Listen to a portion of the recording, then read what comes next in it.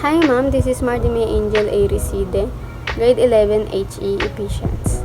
So what is global warming?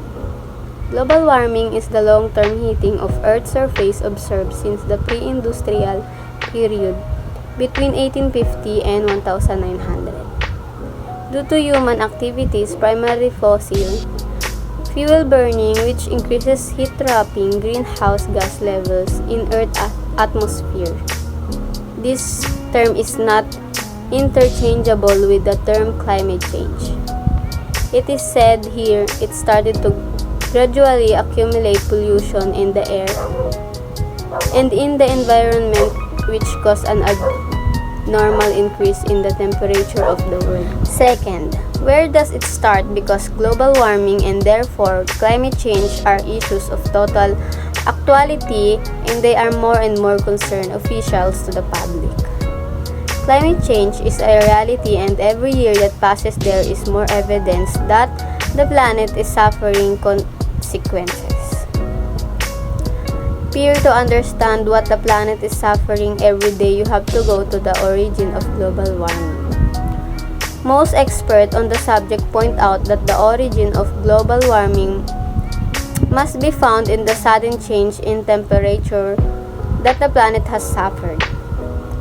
For this, you have to go back to the 40s and 60s. The data show how at that time the temperature they grow in the extreme way in the tropics, areas of the planet that hardly suffered from the thermal variations. From here, said increase is spread to the rest of the world. And what are the bad effects of this on our nature? Here are some. Number 1. Overfishing. Fish is one of the human's main sources of protein, and a lot of the world now relies on this industry due to the amount of the people buying and consuming fish. There is now a reduced amount of marine life. Overfishing has also caused a lack of diversity within the ocean.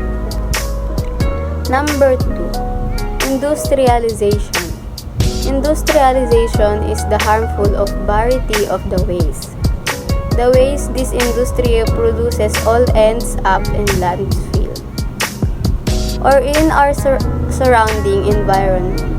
The chemicals and materials used within industrialization can not only pollute the atmosphere but also the soil underneath it.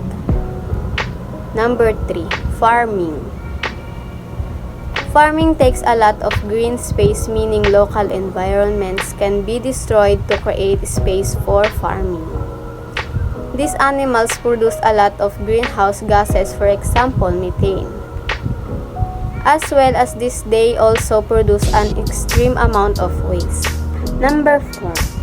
Consumerism. Due to the innovations in technology and manufacturing, consumers are able to purchase any product at any time. This means we are producing more and more products every year and overproducing them.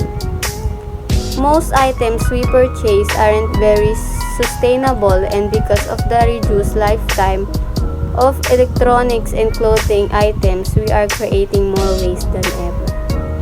Number 5. Transport and bicycles. The large amount of transportation is done through cars, planes, boats, and trains, almost all of which rely on fossil fuel to run. Burning fossil fuels releases carbon and other types of pollutant into the atmosphere. This makes transportation partly responsible for the greenhouse gases. This effect could be reduced with the introduction of electronic bicycles. Number 6. Oil drilling. Oil drilling is responsible for 30% of the methane population and around 8% carbon dioxide pollution.